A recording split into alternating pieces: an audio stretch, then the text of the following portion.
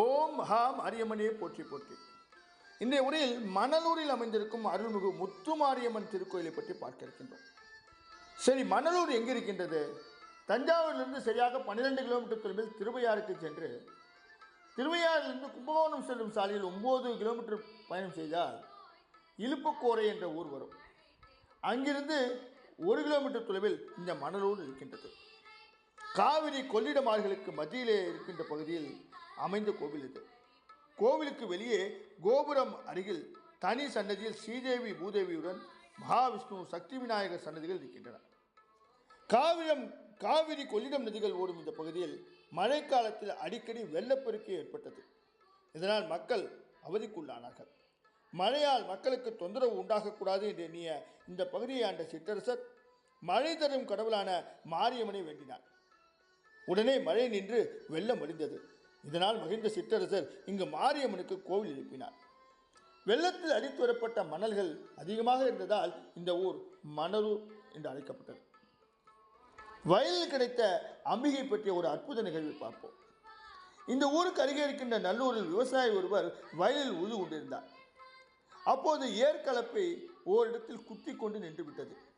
விவசாயி எவ்வளவோ முயற்சித்தும் அதை எடுக்க முடியவில்லை. பின் அருகில் இருந்தவர்களை அழைத்து தோண்டி பார்த்தார்.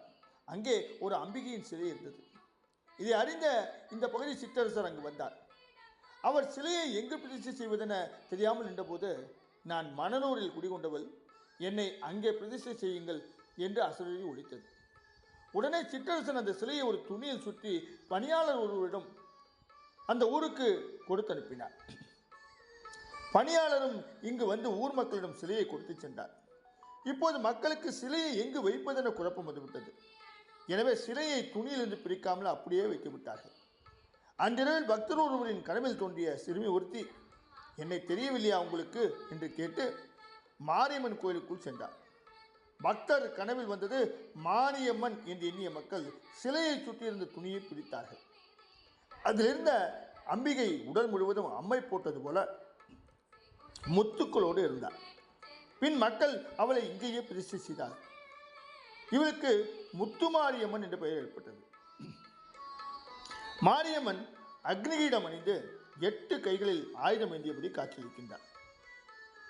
குழந்தை பேர் இல்லாத பெண்கள் அந்த பாக்கியம் கிடைக்கவும், கர்ப்பிணி பெண்கள் சுகப்பிரசவமாகவும் மாரியம்மனை வணங்கி துவாரபாலகர்களுக்கு வளையல் கட்டி வழிபடுகின்றார்கள். அம்மை நோய் கண்டவர்கள் நிவர்த்திக்காக இங்கு அதிக அளவில் வேண்டிக் கொள்கின்றார்கள். வழக்கமாக அம்மை ஏற்பட்டவர்கள் தங்கள் வீட்டிலேயே இருந்து சூரிய ஒளியில் சூடாக்கிய வெந்நீரில் நீராடுவது வழக்கம். ஆனால் இந்த பகுதியில் யாருக்கேனும் அம்மை நோய் ஏற்பட்டால் கோவிலில் வந்து தங்கிவிடுகின்றார்கள். கோவில் வளாகத்திலேயே சூரிய ஒளியில் நீர் வைத்து நீராடுகின்றார்கள். இவ்வாறு வரும் பக்தர்கள் அம்பிகையின் நேரடி கண்காணிப்பில் இருப்பதால் விரைவில் நோய் குணமாகும் என்று பக்தர்கள் நம்புகின்றார்கள். அம்மை நோய் கண்டவர்கள் ஊருக்குள் அரிசியை தானமாக பெற்று கூழ்காய்ச்சி ஊற்றும் சடங்கையும் செய்கின்றார்கள். இந்த அரிசியை கோவில் வளாகத்தில் உள்ள பேச்சியம்மன் சன்னதிக்குள் வைத்து பூஜித்து அதன் பின்பே கூழ் காய்ச்சி கொள்கிறார்கள்.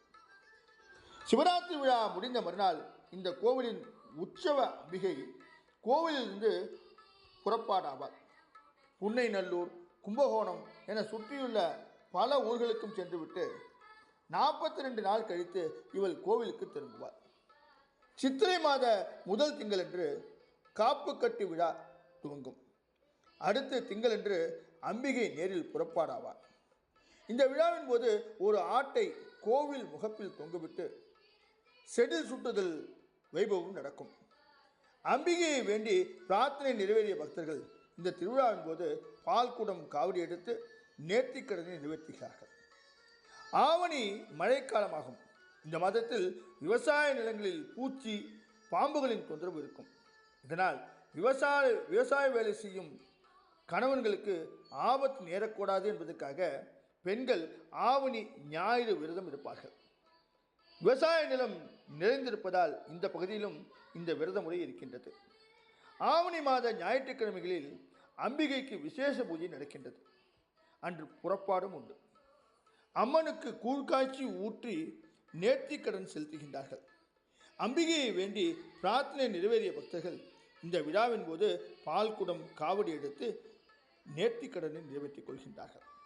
இந்த அற்புத கோவிலை நீங்களும் தரிசித்து அம்பாளின் அனைத்து அனுகிரகங்களையும் பெற வேண்டி இந்த உரையை இத்தோடு முடித்து நாளை வேறொரு மாரியம்மன் ஆலயத்தில் உங்களை சந்திக்கின்றேன். இன்று விருந்து நாளை சந்திப்போமா? ஓம் மகா மாரியம்மனே போற்றி.